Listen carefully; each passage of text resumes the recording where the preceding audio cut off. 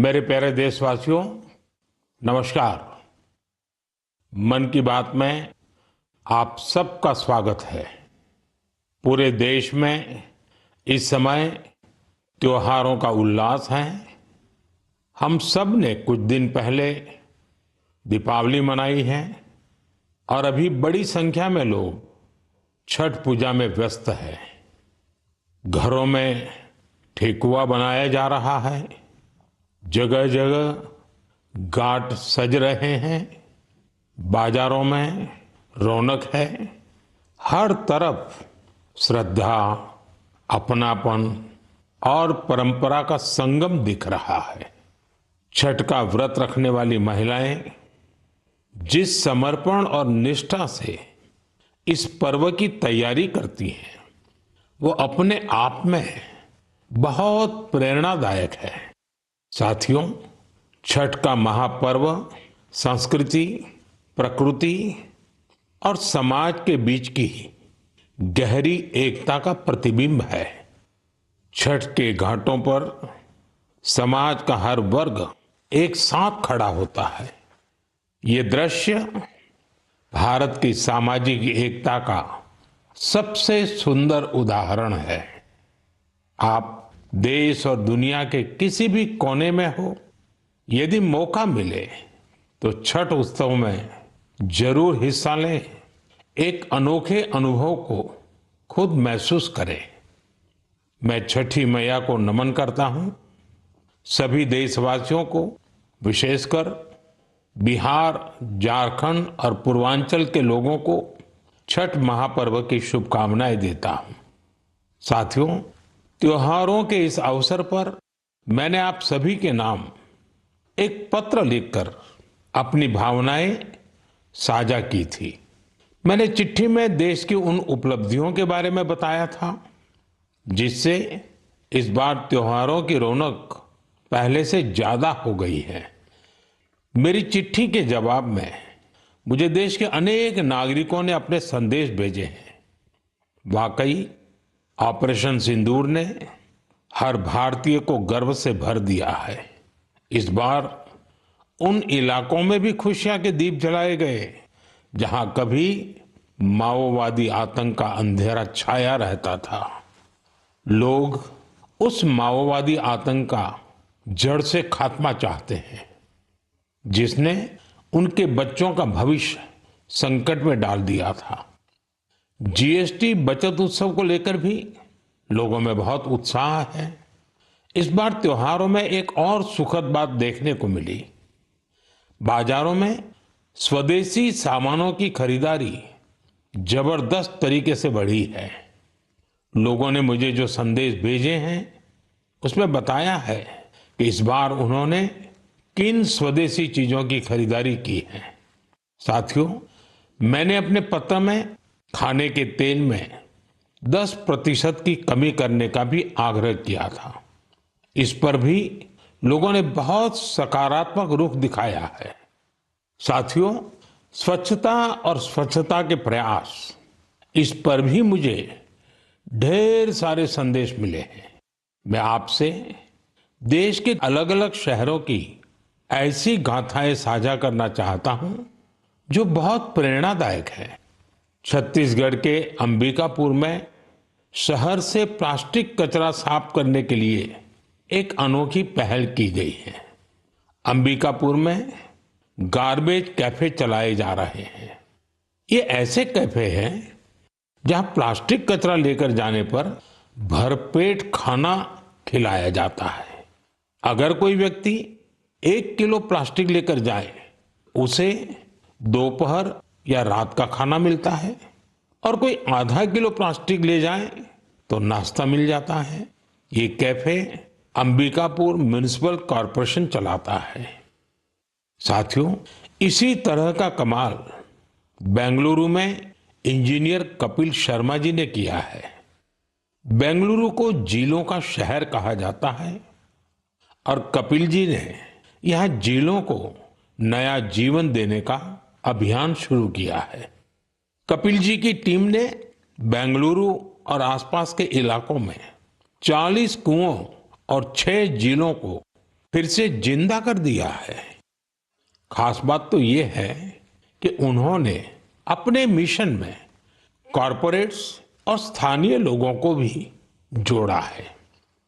उनकी संस्था पेड़ लगाने के अभियान से भी जुड़ी है। साथियों, अंबिकापुर और बेंगलुरु ये प्रेरक उदाहरण बताते हैं कि जब ठान लिया जाए तो बदलाव भी आकर के ही रहता है। साथियों, बदलाव के एक और प्रयास का उदाहरण मैं आपसे साझा करना चाहता हूं। आप सब जानते हैं, जैसे पहाड़ों पर और मैदानी इलाकों में जंगल होते हैं, ये जंगल मिट्टी को बांधे रहते हैं। कुछ वैसी ही अहमियत समंदर के किनारे मैंग्रोव की होती है।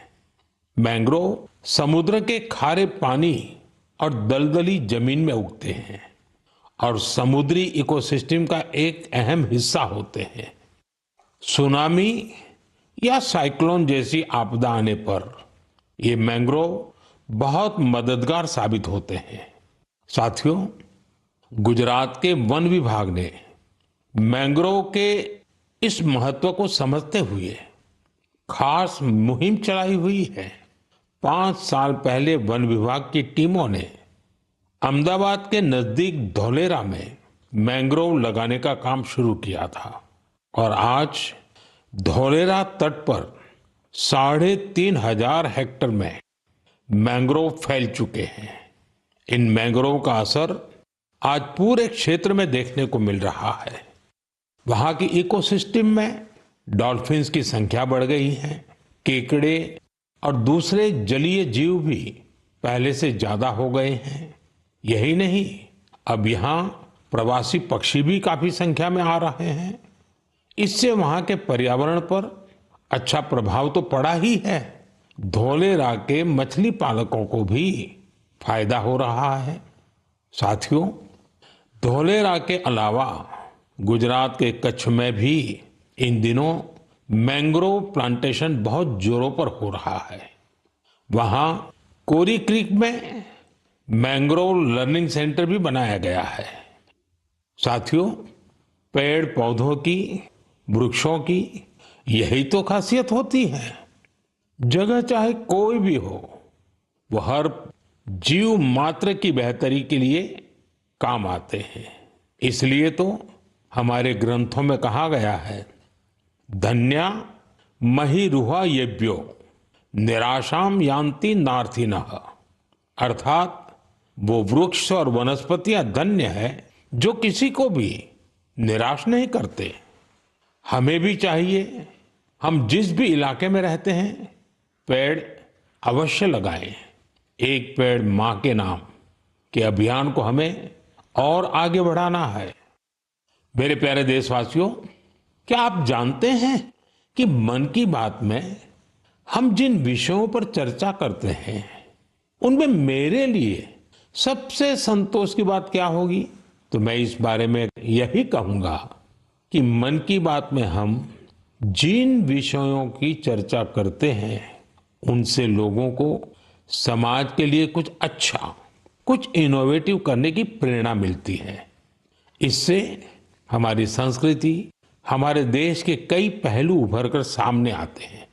साथियों, आप में से बहुतों को याद होगा, करीब 5 वर्ष पहले मैंने इस कार्यक्रम में भारतीय नस्ल के श्वान यानी डॉग्स की चर्चा की थी। मैंने देशवासियों के साथ ही अपने सुरक्षा बलों से आग्रह किया था कि वे भारतीय नस्ल के डॉग्स को अपनाएं, क्योंकि वो हमारे परिवेश और परिस्थितियों के अनुरूप ज्यादा आसानी से ढल जाते हैं। मुझे ये बताते हुए खुशी हो रही है कि हमारी सुरक्षा एजेंसियों ने इस दिशा में काफी सराहनीय प्रयास किए हैं। बीएसएफ और सीआरपीएफ ने अपने दस्तों में भारतीय नस्ल के डॉग्स की संख्या बढ़ाई है। डॉग्स की ट्रेनिंग के लिए बीएसएफ का नेशनल ट्रेनिंग सेंटर ग्वालियर के टेकनपुर में है।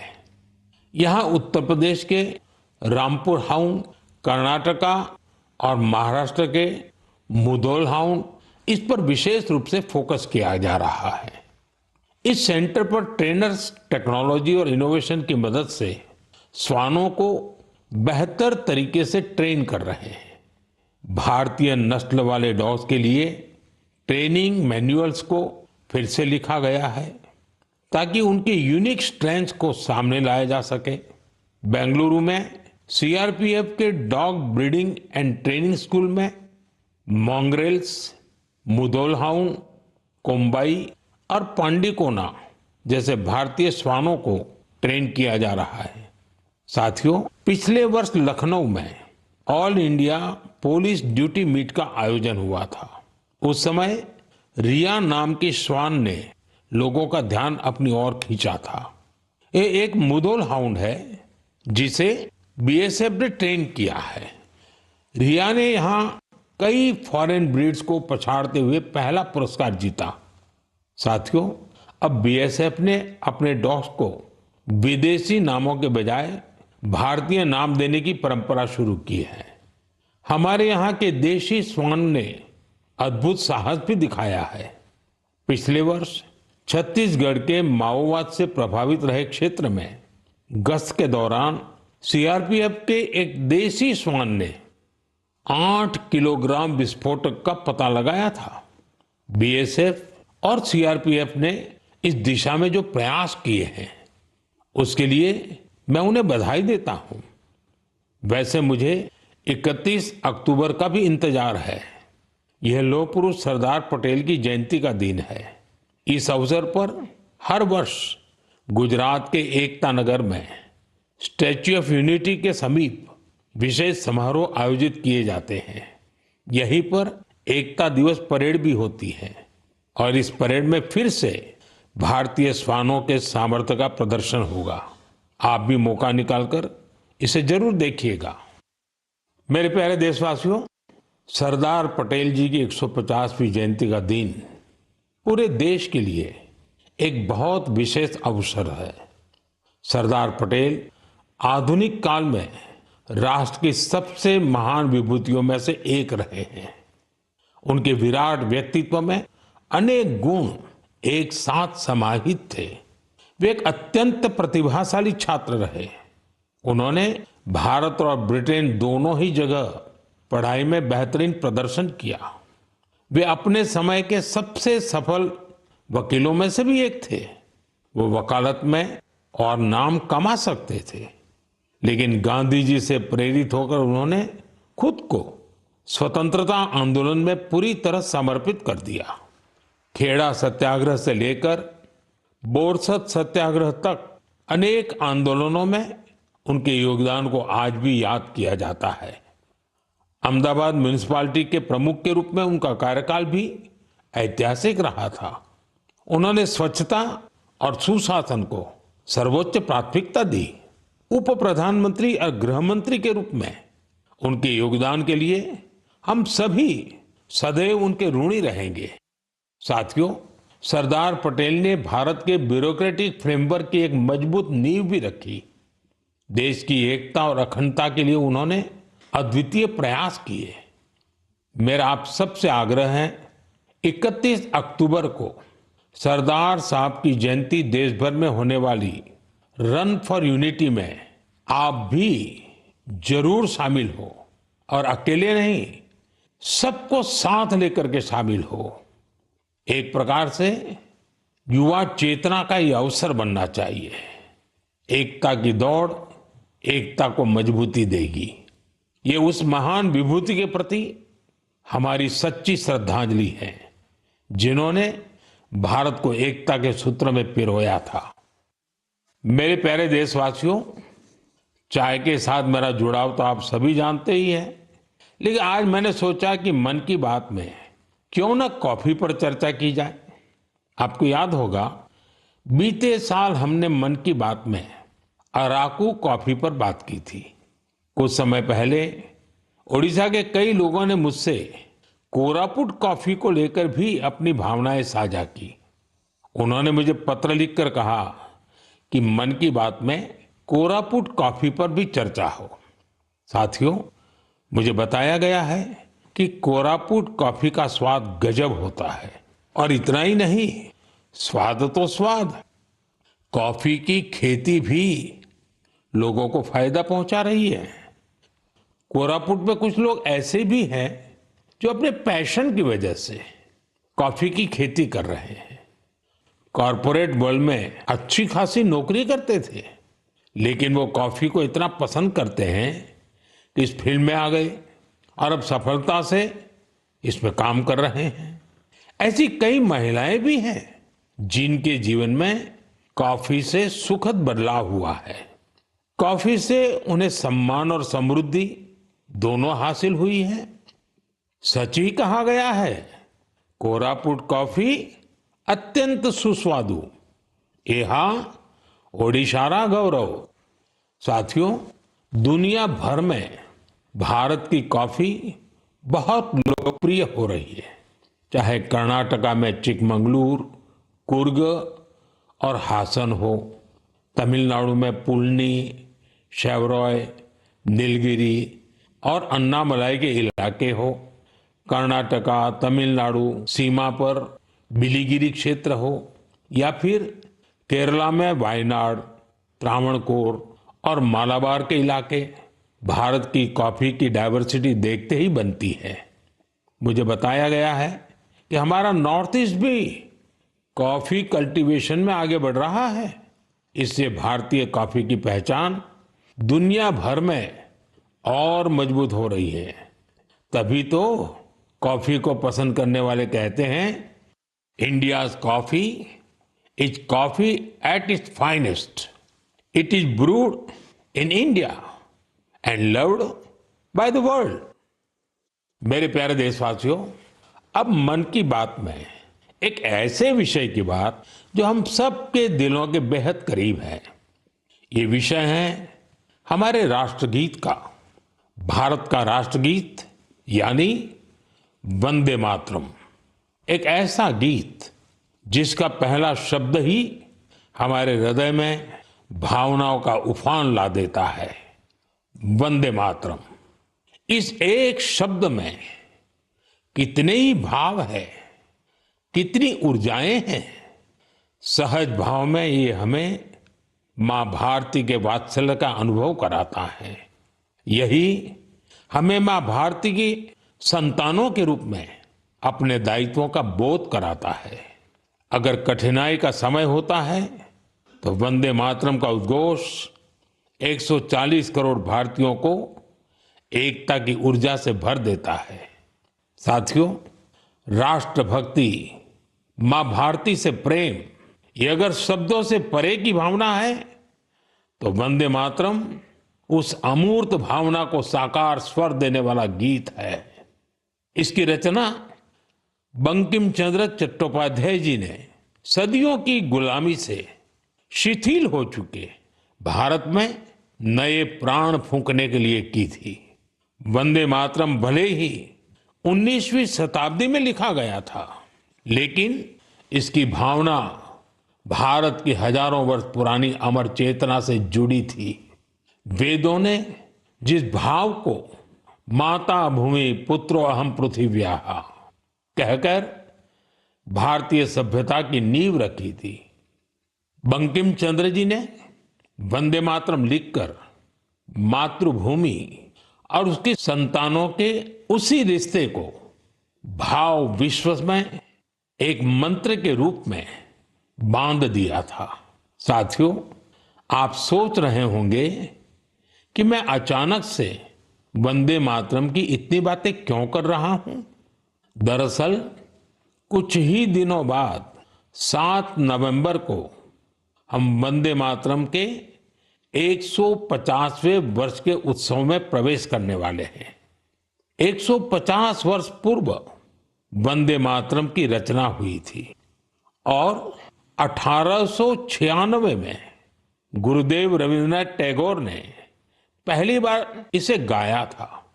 साथियों, वंदे मातरम के गान में करोड़ों देशवासियों ने हमेशा राष्ट्र प्रेम के अपार उफान को महसूस किया है।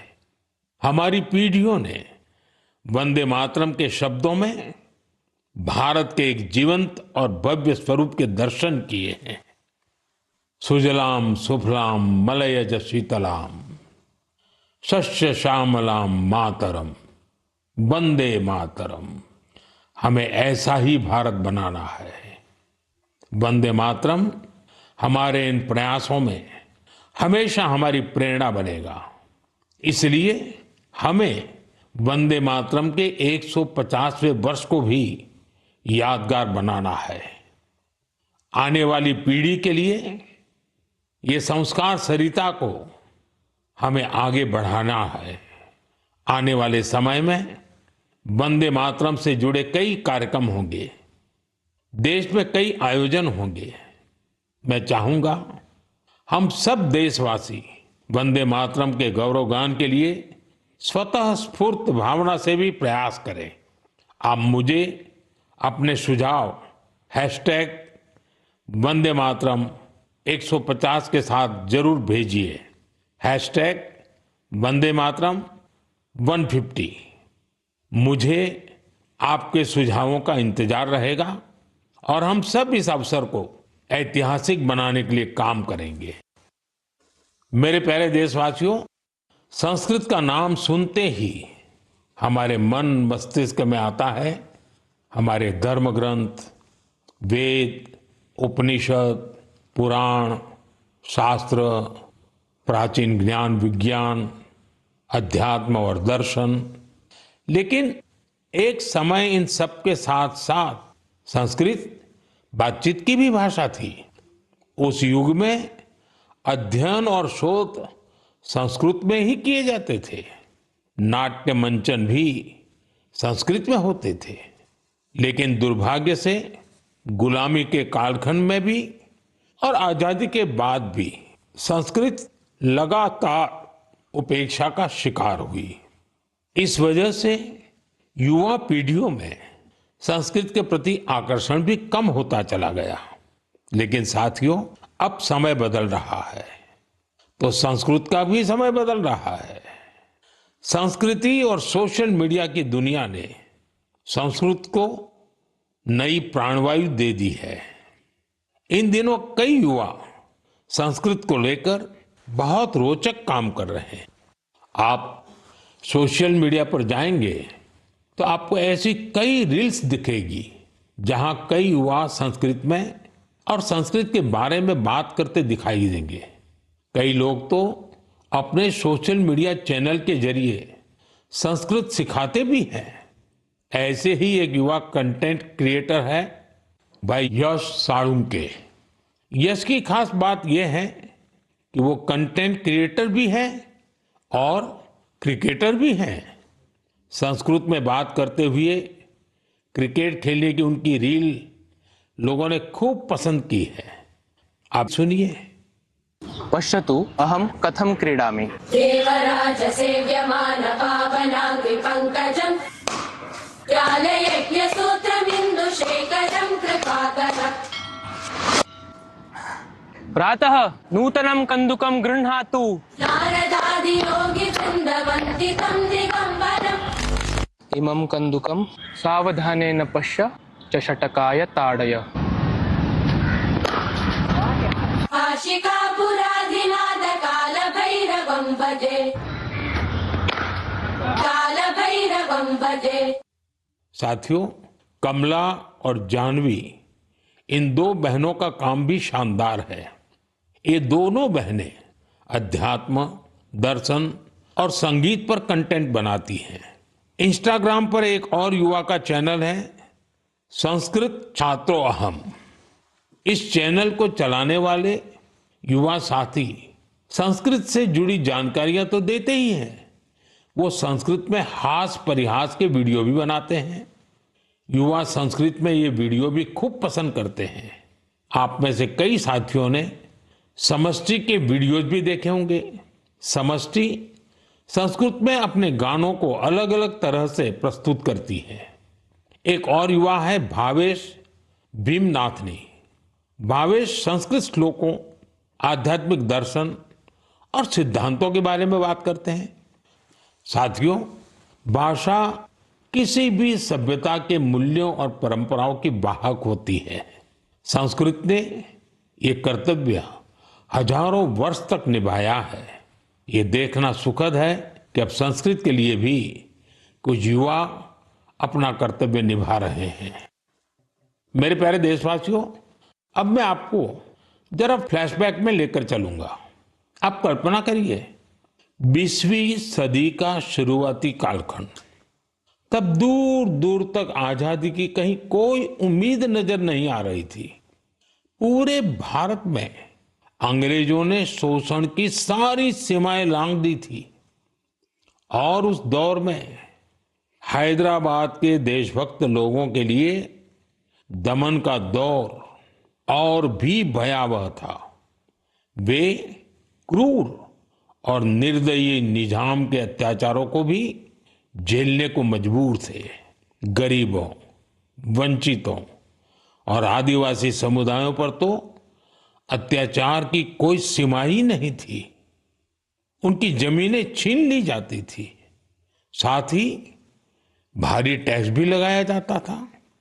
अगर वे इस अन्याय का विरोध करते तो उनके हाथ तक काट दिए जाते थे। साथियों, ऐसे कठिन समय में करीब 20 साल का एक नौजवान इस अन्याय के खिलाफ खड़ा हुआ था। आज एक खास वजह से मैं उस नौजवान की चर्चा कर रहा हूं। उसका नाम बताने से पहले मैं उसकी वीरता की बात आपको बताऊंगा। साथियों, उस दौर में जब निजाम के खिलाफ एक शब्द बोलना भी गुनाह था, उस नौजवान ने सिद्दीकी नाम के निजाम के एक अधिकारी को खुली चुनौती दे दी थी। निजाम ने सिद्दीकी को किसानों की फसलें जब्त करने के लिए भेजा था, लेकिन अत्याचार के खिलाफ इस संघर्ष में उस नौजवान ने सिद्दीकी को मौत के घाट उतार दिया। वो गिरफ्तारी से बच निकलने में भी कामयाब रहा। निजाम की अत्याचारी पुलिस से बचते हुए वो नौजवान वहां से सैकड़ों किलोमीटर दूर असम जा पहुंचा। साथियों, मैं जिस महान विभूति की चर्चा कर रहा हूं, उनका नाम है कोमरम भीम। अभी 22 अक्टूबर को ही उनकी जन्म जयंती मनाई है। कोमरम भीम की आयु बहुत लंबी नहीं रही। वो महज 40 वर्ष ही जीवित रहे, लेकिन अपने जीवन काल में उन्होंने अनगिनत लोगों, विशेषकर आदिवासी समाज के हृदय में अमिट छाप छोड़ी। उन्होंने निजाम के खिलाफ संघर्ष कर रहे लोगों में नई ताकत भरी। वे अपने रणनीतिक कौशल के लिए भी जाने जाते थे। निजाम की सत्ता के लिए वे बहुत बड़ी चुनौती बन गए थे। 1940 में निजाम के लोगों ने उनकी हत्या कर दी थी। युवाओं से मेरा आग्रह है कि वे उनके बारे में अधिक से अधिक जानने का प्रयास करें। कोमरम भीम की ना विनम्र निवाली आयन प्रजल हृदयालो एप्पटिकी नीलीची वंटारू। साथियों, अगले महीने की 15 तारीख को हम जनजातीय गौरव दिवस मनाएंगे। यह भगवान बिरसा मुंडा जी की जयंती का सुअवसर है। मैं भगवान बिरसा मुंडा जी को श्रद्धापूर्वक नमन करता हूं। देश की आजादी के लिए, आदिवासी समुदाय के अधिकारों के लिए उन्होंने जो काम किया वो अतुलनीय है। मेरे लिए ये सौभाग्य की बात है कि मुझे झारखंड में भगवान बिरसा मुंडा जी के गांव उलीहातू जाने का अवसर मिला था। मैंने वहां की माटी को माथे पर लगाकर प्रणाम किया था। भगवान बिरसा मुंडा जी और कोमाराम भीम जी की तरह ही हमारे आदिवासी समुदायों में कई और विभूतियां हुई हैं। मेरा आग्रह है कि आप उनके बारे में अवश्य पढ़ें। मेरे प्यारे देशवासियों, मन की बात के लिए मुझे आपके भेजे हुए ढेरों संदेश मिलते हैं। कई लोग इन संदेशों में अपने आसपास के प्रतिभाशाली लोगों के बारे में चर्चा करते हैं। मुझे पढ़कर बहुत खुशी होती है कि हमारे छोटे शहरों कस्बों, गांवों में भी इनोवेटिव आइडियाज पर काम हो रहे हैं। अगर आप ऐसे व्यक्ति या समूहों को जानते हैं जो सेवा की भावना से समाज को बदलने में जुटे हैं, तो मुझे जरूर बताइए। मुझे आपके संदेशों का हमेशा की तरह इंतजार रहेगा। अगले महीने हम मन की बात के एक और एपिसोड में मिलेंगे, कुछ नए विषयों के साथ मिलेंगे। तब तक के लिए मैं विदाई लेता हूं।